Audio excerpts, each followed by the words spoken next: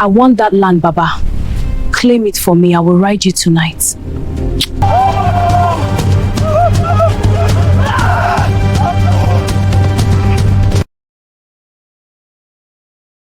Jesus, how come?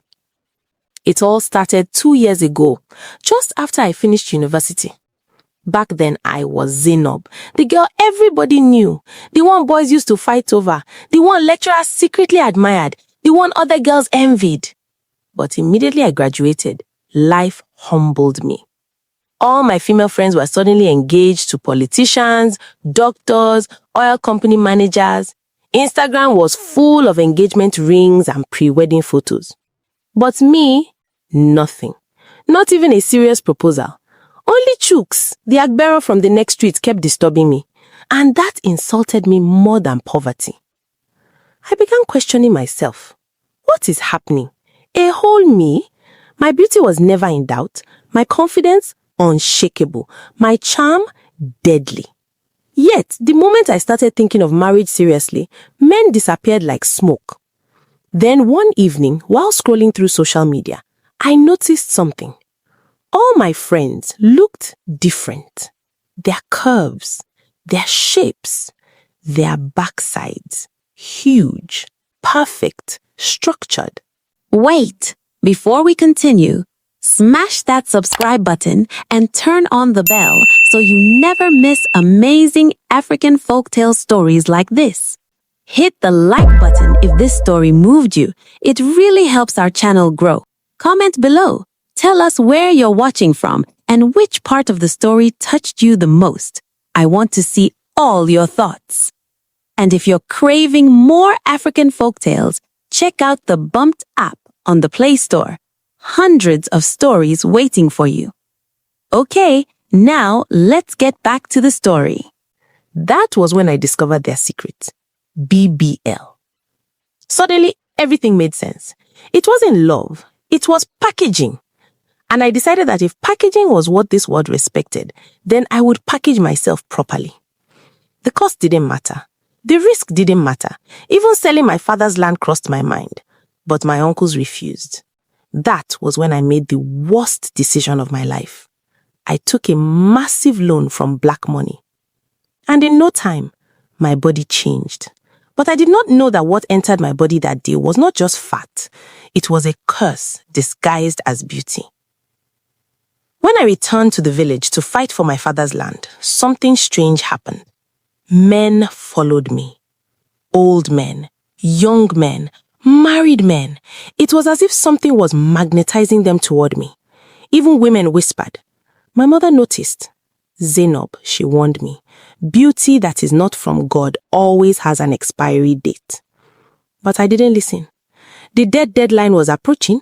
Blackmoney was not the type to forgive, and the only person who could settle the land issue was Chief Priest Maduka, a widower, lonely, powerful, and a man. I dressed carefully that evening. Perfume, fitted gown, confidence. I went to his house. He welcomed me warmly. Too warmly. His eyes betrayed him. Everything was working perfectly. Until he touched my waist. And suddenly, tfiakwa. He recoiled. In the name of the ancestors, what is that smell? At first, I denied it. Then, I smelt it. It was coming from me, from the very thing I borrowed millions to create. The odor was strong, offensive, rotting. My heart nearly stopped.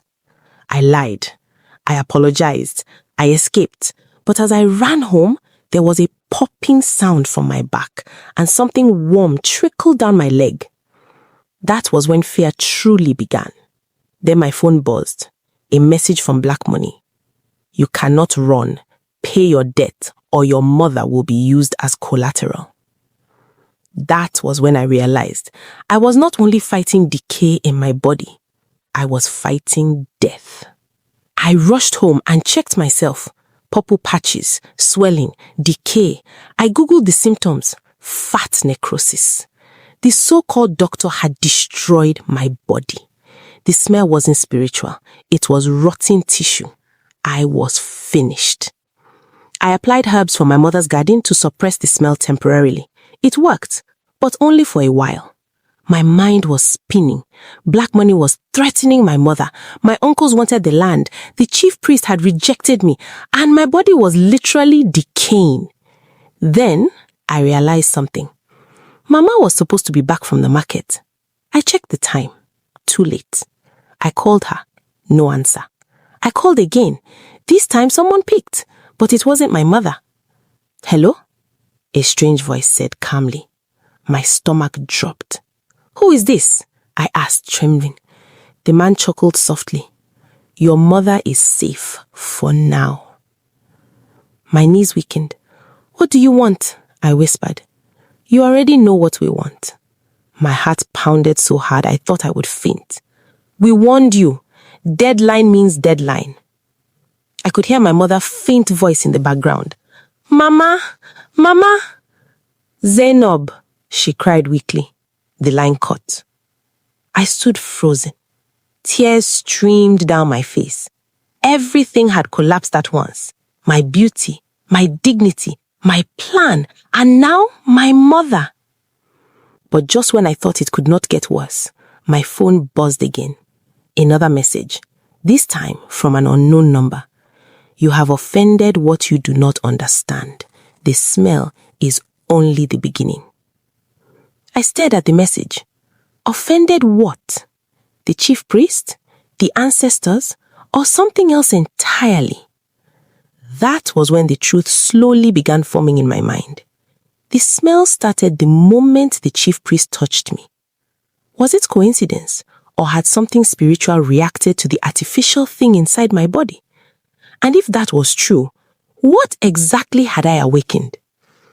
I looked at the reflection in the mirror. For the first time since university, I did not see beauty. I saw fear. And deep down, I knew this was only the beginning. My hands were shaking. That voice on the phone was not joking.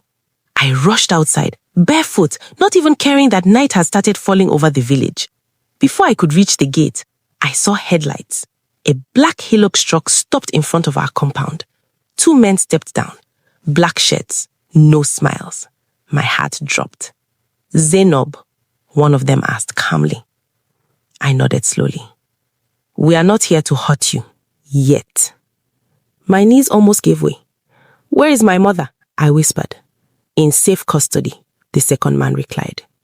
She will remain safe as long as you cooperate. Please, I just need more time. The first man chuckled. Time? You used our money to increase your yan, sabi, but you don't have money to pay. Tears rolled down my cheeks. 3 days, he said, stepping closer. 3 days, or we begin to remove things from your life one by one. They entered their vehicle and drove off like nothing happened. I stood there shaking. 3 days? How?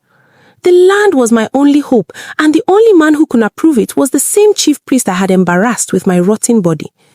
But something wasn't adding up. That unknown message, you have offended what you do not understand. The smell is only the beginning. Suddenly, I heard a voice behind me. You went to his house. I turned sharply. It was my mother's elder sister, Auntie Funaya. Her eyes were sharp. How did you know? I asked. In this village, even the wind reports to somebody. She stepped closer and sniffed the air slightly. Then her face changed. You tampered with your body. It wasn't a question. It was a statement. I broke down crying. I just wanted a better life. She shook her head slowly. Do you know whose shrine Maduka serves? The gods of fertility and purity, she whispered. And you carried artificial flesh into his sacred space with the intention of corruption. My heart stopped. Corruption? You went there to seduce him. Silence. The truth hung between us. You mocked the shrine without knowing. When he touched you, the spirits reacted. I felt cold.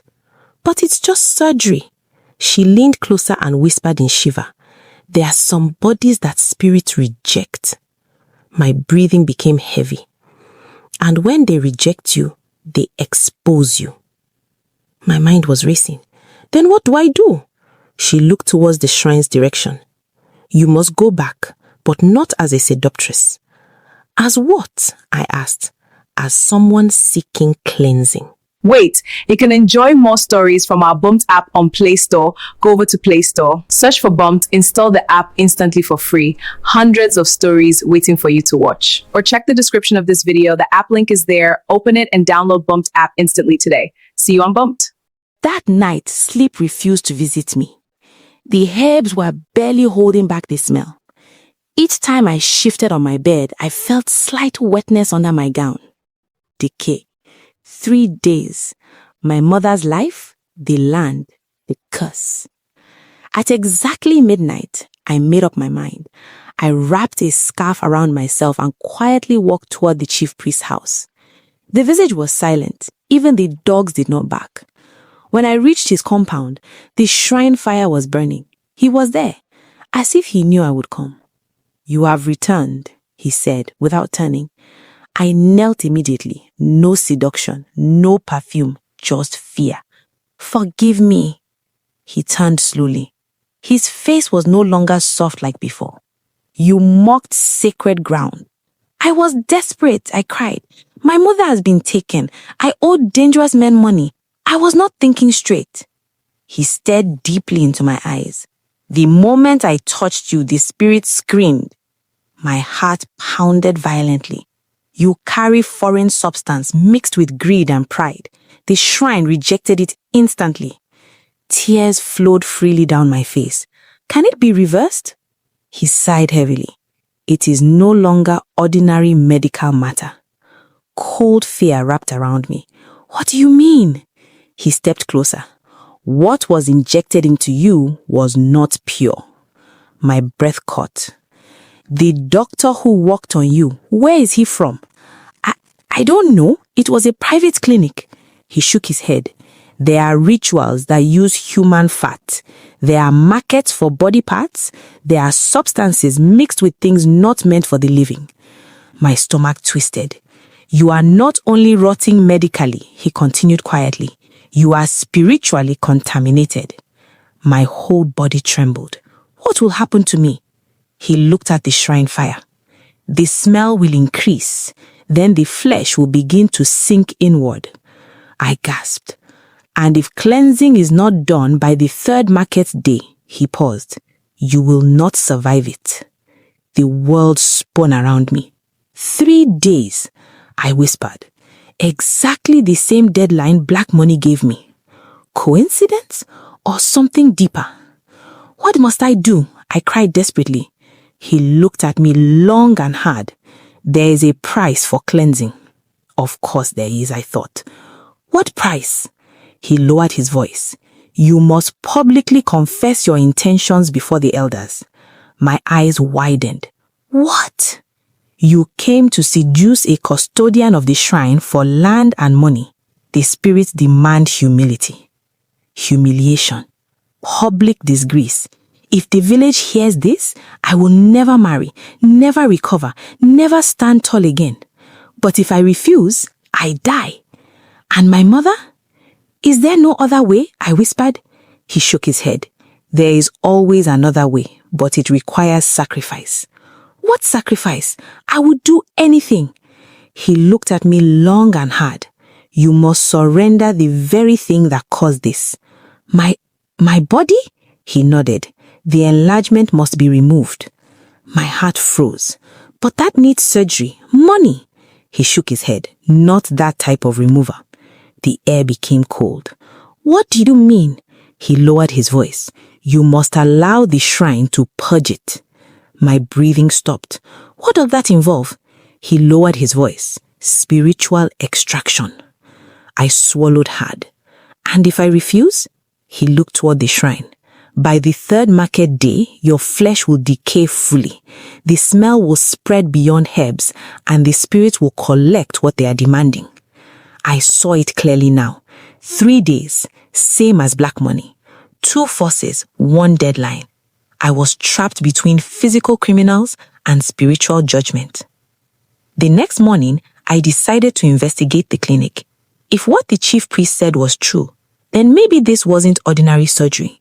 I searched for the clinic online, gone.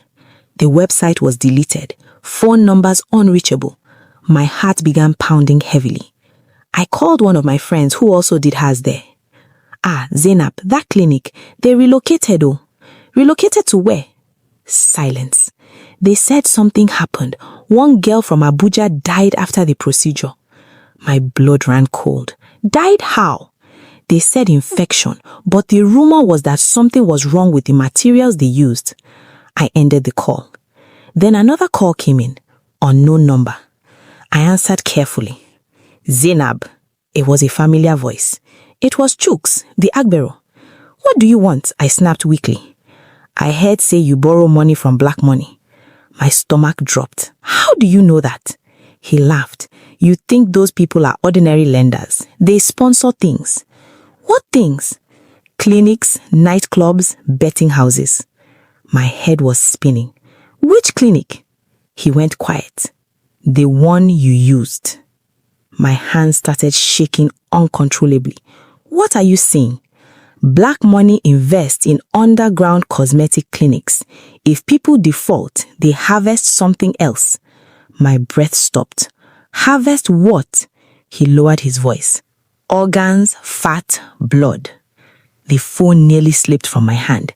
The fat removed from some clients is resold, some of it used for rituals. The chief priest's words echoed in my head. They are market for body parts. Chooks, how do you know this? He runs streets. I hear things. Silence. Zainab, those people are not just after money. My heart pounded violently. Then what are they after? You. That night, the smell returned, stronger than before. The herbs were no longer working. The purple patches had spread. My phone buzzed again. A video. Unknown sender. My fingers trembled as I opened it. It was my mother, tied to a chair, alive but scared. A masked man stood behind her. You have 48 hours left. Fail and we begin collection. Collection. Not payment. Collection. Then another message followed. We do not always collect money. My chest tightened painfully. Suddenly, something clicked in my brain. Blackmoney, the clinic, the rotting fat, the spiritual rejection. What if the substance injected into me wasn't just ordinary medical fat? What if it was connected to ritual practices? What if the reason the shrine reacted wasn't just pride, but contamination? I ran back to the chief priest. This time, I didn't knock. He was already waiting. I know now, I said breathlessly. He nodded slowly. You carry more than artificial fat. What did they put inside me? I cried. He walked toward the shrine and threw powder into the fire. The flame turned slightly green. My heart nearly exploded. That, he said, is not normal. I began shaking violently. Tell me the truth. He faced me fully. The substance inside you has been used before. For what? He swallowed. For attraction rituals. My blood ran cold. Men are drawn to you unnaturally because something inside you is calling them. The flashes made sense. Men following me like flies. Unnatural magnetism. But why is it rotting? I asked. He stepped closer. Because it was never meant to stay in one body permanently. I felt like fainting. It was meant to be transferred. Transferred how? I whispered in horror. He held my gaze. Through intimacy. The world went silent. You went to seduce me. The shrine blocked the transfer. My heart stopped completely. If the shrine had not reacted, I would have passed it to him. And then what? And Blackmoney? I asked faintly. He looked at me gravely. They don't just want your money. What do they want? He answered quietly. They want the substance back. I staggered backward. They injected you with something valuable. If you default, they will extract it themselves. My entire body went cold. The rot, the smell, the deadline. They were not threatening randomly. They were timing the decay. And if they come to extract it, I may not survive it. The chief priest's voice cut through my terror. You now have two enemies, human and spirit, and both are closing in. The wind blew violently through the shrine. The fire flared high. Then suddenly, it went out. Complete darkness. And in that darkness, we heard footsteps. Not from outside the compound, but from inside the shrine. The fire had gone out. Total darkness swallowed the compound. I could hear it clearly now. Footsteps. Slow. Dragging. Not from the gate. From inside the shrine. The chief priest quickly grabbed his staff and began chanting under his breath. Stand behind me, he ordered. My legs were shaking so badly I could barely move. The shrine curtain slowly lifted on its own. No wind, no human touch, just movement. Wait! Before we continue, smash that subscribe button and turn on the bell so you never miss amazing African folktale stories like this. Hit the like button if this story moved you. It really helps our channel grow. Comment below. Tell us where you're watching from and which part of the story touched you the most. I want to see all your thoughts. And if you're craving more African folktales, check out the Bumped app on the Play Store. Hundreds of stories waiting for you. Okay, now let's get back to the story. Then a shadow stepped forward. Tall, distorted. Its shape looked almost human, but not fully. My breathing stopped. Who dares disturb sacred balance? A voice echoed, not loud, but heavy. It did not sound like one person. It sounded layered. The chief priest knelt instantly. Great custodians, she has returned in repentance. My heart nearly exploded. The shadow turned slightly toward me. She carries contamination. I know, the chief priest replied carefully, but she seeks cleansing. The air became thick. The smell from my body intensified suddenly, sharp and putrid. I screamed softly as pain shot through my lower back. The shadow moved closer. Foreign substance, greed, seduction intent, blood agreement. Blood agreement? Black money. The shadow lifted what looked like a smoky hand. You signed a pact. No, I cried. It was just a loan. Blood was mentioned. My knees gave way. The chief priest turned sharply toward me. Did you thumbprint anything? My mind flashed back. The contract. They had pricked my finger for biometric confirmation. A drop of blood. I felt cold. Yes. The shadow let out a sound that almost felt like laughter. Ha ha ha. Debt sealed in blood is not ordinary debt. I began crying uncontrollably. Please, I just wanted money. I didn't know. The shadow stopped moving. Then it spoke slowly. She may live. Hope flickered in my chest. But balance must be restored. The chief priest bowed his head. What is required? Silence. Then, the one who bound her must release her. My heart skipped. Black money? I whispered. The shadow faded slightly. The one who profits from stolen flesh. Then, everything went dark again. The fire reignited by itself. The shrine became normal. I collapsed on the ground shaking. The chief priest looked disturbed. This is bigger than I thought. What does it mean? I asked weakly. It means your problem is no longer only spiritual. It is contractual. The next morning, the village was no longer peaceful. A black Hilux truck was parked near the square. Black money had arrived openly. My heart pounded when I saw my two uncles standing beside them, laughing, talking. My stomach dropped. No, No, it couldn't be. I moved closer quietly and hid behind the mango tree near the square.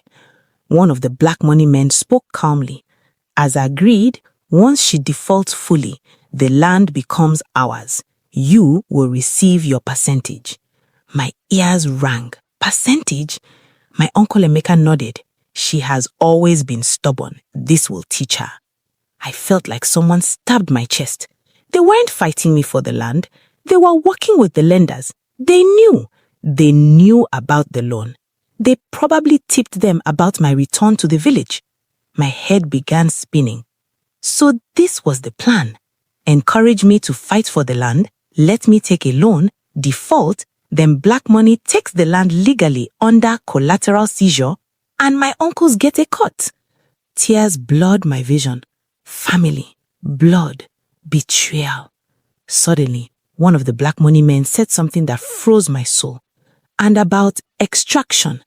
My uncle lowered his voice. It must be done quietly. Extraction. They were not just planning to take the land. They were planning to remove what was inside me. My legs felt weak. The man continued.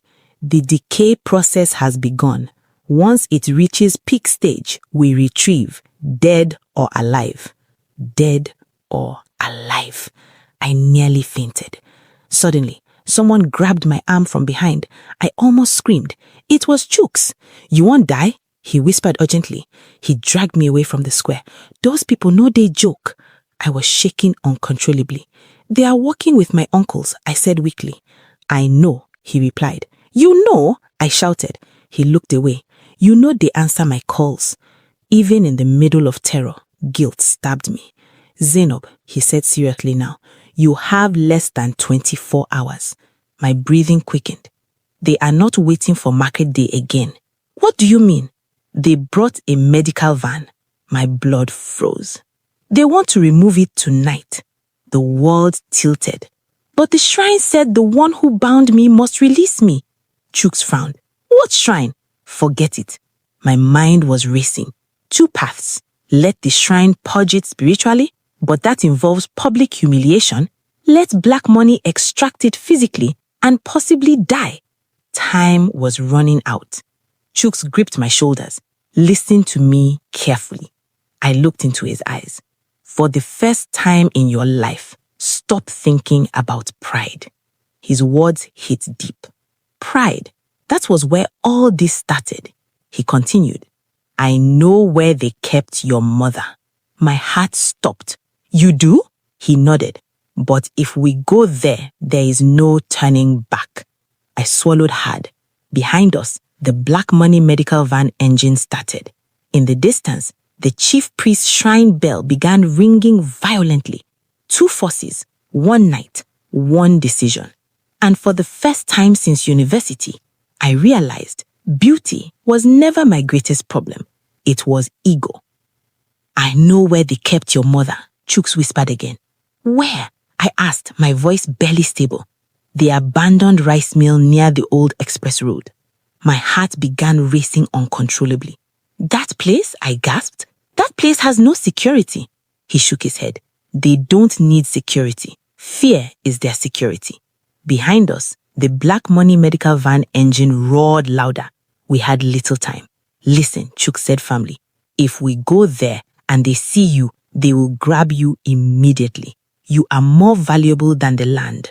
Valuable. The word made me feel sick. They weren't after just money. They were after the substance inside me. What is the plan? I asked. He pulled out a small knife from his pocket. I will distract them. No, I snapped. They will kill you. He smacked faintly. I have lived on the street long enough. I know how to escape. For the first time, I looked at him differently. This Agbero I used to mock was the only one standing beside me now. Family betrayed me. Friends vanished. He stayed.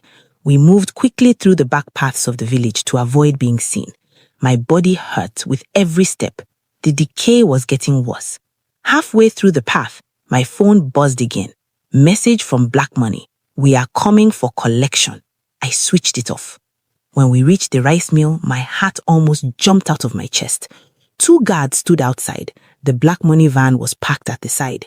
They moved your mother here this evening, Chooks whispered. My breathing became heavy. Stay low, he instructed.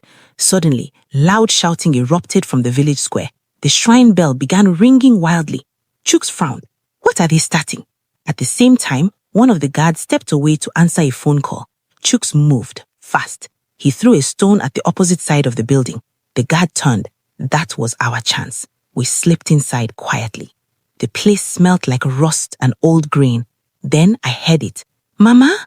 A faint sob. Zainab! I ran toward the sound. She was tied to a wooden chair but unharmed. Tears filled my eyes as I untied her quickly. I'm so sorry, Mama. She looked at me with tired eyes. What did you put inside your body? She whispered weakly. Even now, she knew. Suddenly, a loud gunshot echoed outside. Chooks! I froze. Another shout. Footsteps rushing inside. They're here, my mother screamed. Before I could react, 3 men burst into the room. Black shirts, cold eyes. You saved us stress, one of them said calmly. My heart dropped. They weren't angry. They were pleased. We were going to come for you anyway. They grabbed my arms roughly. Leave my daughter, my mother screamed.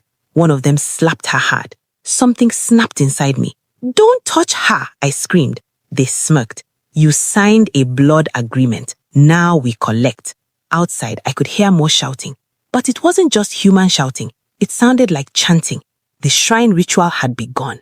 They dragged me outside toward the medical van. The night felt heavier than before. But as we reached the van, the ground suddenly shook slightly. The air changed. The men paused. What is that? One of them muttered. From the direction of the village, a strong wind began blowing. Dust filled the air. The shrine bell was ringing non-stop. Then something shocking happened. Wait, you can enjoy more stories from our Bumped app on Play Store. Go over to Play Store, search for Bumped, install the app instantly for free. Hundreds of stories waiting for you to watch. Or check the description of this video. The app link is there. Open it and download Bumped app instantly today. See you on Bumped. One of the Blackmoney men suddenly clutched his chest. He fell to the ground, gasping. What is happening? Another shouted. The sky rumbled. Not thunder, something else. The chief priest's voice echoed faintly through the wind. Release what is not yours. The man on the ground began screaming. His nose started bleeding heavily. Within seconds, he stopped moving. Dead. The other 2 men panicked. This wasn't part of the deal, one shouted angrily. Deal? That word caught my attention. Suddenly, headlights appeared from behind us. Another car pulled up, a luxury SUV. The door opened slowly, and the man who stepped out made my blood freeze. Uncle Emeka, my own uncle. He wasn't surprised. He wasn't scared. He looked irritated. What is going on here? He barked at the Blackmoney men. The ritual backfired, one of them shouted. My uncle's face hardened. Fools! I told you not to move until after market day. My whole body went numb. He wasn't just collaborating, he was directing them. You, I whispered weakly. He looked at me with cold eyes. You brought this upon yourself. Why? I cried. Why would you do this? He stepped closer. Your father trusted me with that land. You think I will allow a small girl waste it? My chest tightened painfully. So you teamed up with criminals? He laughed softly. Criminals? Do you know who owns Blackmoney? Silence. He pointed to himself. I do. My ears rang loudly. You what? I invested in the clinic too. The world spun around me. You injected yourself with what I funded. My legs almost gave way. The attraction formula works perfectly until the death period expires. I felt like vomiting. You planned everything. He leaned closer. You are supposed to default. We seize the land legally. Then we retrieve the material and resell. Material, not human.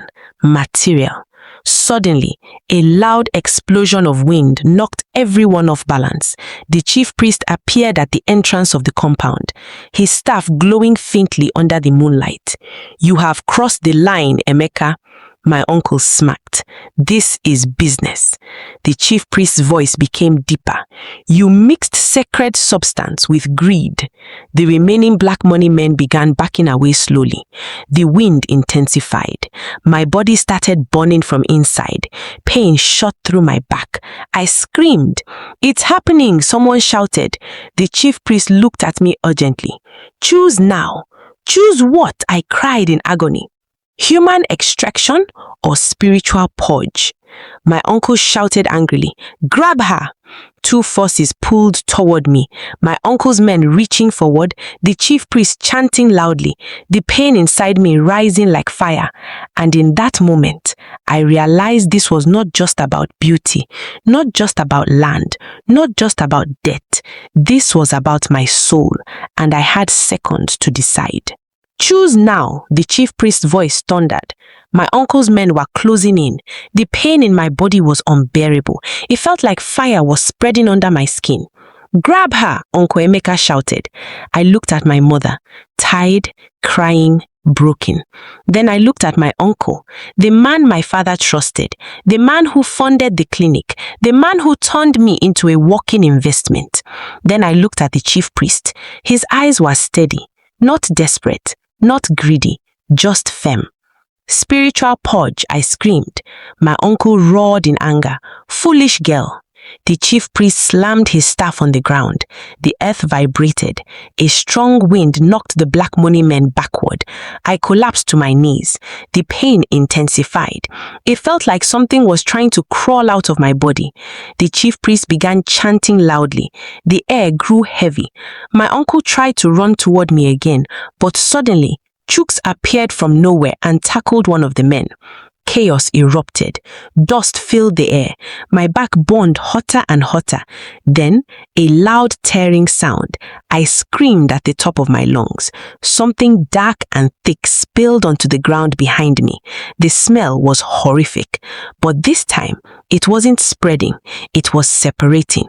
The chief priest pointed his staff at it. Return to where you came from. The black substance began writhing on the ground like it was alive. My uncle's eyes widened in fear. No, that formula cost millions. Before he could finish, the dark mass suddenly shot toward him. It moved like smoke, fast. It entered through his nose and mouth. He screamed, loud, terrifying. His body convulsed violently. The black money men ran. Even the remaining guard fled into the night. Uncle Emeka fell to the ground, gasping. His skin began turning slightly purple. The contamination returned to its sponsor, the chief priest declared. My uncle crawled weakly. Help me! No one moved. He began coughing violently, the same smell, but stronger. Within seconds, he stopped moving. Dead. Silence swallowed the compound. The wind died down. The night became still. I collapsed fully to the ground. Everything went black. When I woke up, it was morning. I was lying inside the shrine. My mother sat beside me, crying softly. You are alive, she whispered. I tried to sit up. My body felt weak, but lighter. The swelling was gone. The purple patches had faded. My shape had reduced drastically, back to normal. No exaggeration, no artificial curves, just me. The chief priest stood nearby. It is done, he said. What about... I hesitated. Your uncle? He finished. He paid his debt. My heart felt heavy. Despite everything, he was still family. What about black money? I asked. The chief priest exhaled. Once the source collapsed, the structure will crumble.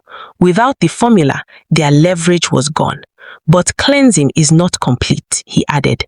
My stomach tightened. What else? You must confess publicly. My chest felt tight. The humiliation I feared.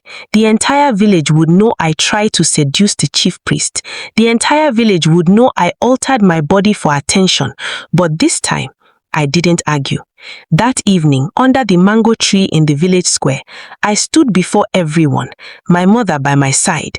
I confessed everything, the surgery, the loan, the seduction attempt, the greed, the pride. The villagers murmured. Some laughed, Some shook their heads, but something unexpected happened. An old woman stood up. "Young girls are dying in silence," she said loudly. "At least this one survived to speak." Silence fell. Then another woman spoke. "My daughter almost did the same thing in the city." Then another. The shame began turning into something else. Awareness. The chief priest raised his hand. "Let this be a lesson. Shortcuts attract shadows." That day, I lost my pride publicly, but I regained something greater: my life, my mother, and my peace. 3 months later, the land case was reopened. Without Uncle Emeka's manipulation, the elders ruled fairly. The land was registered in my mother's name.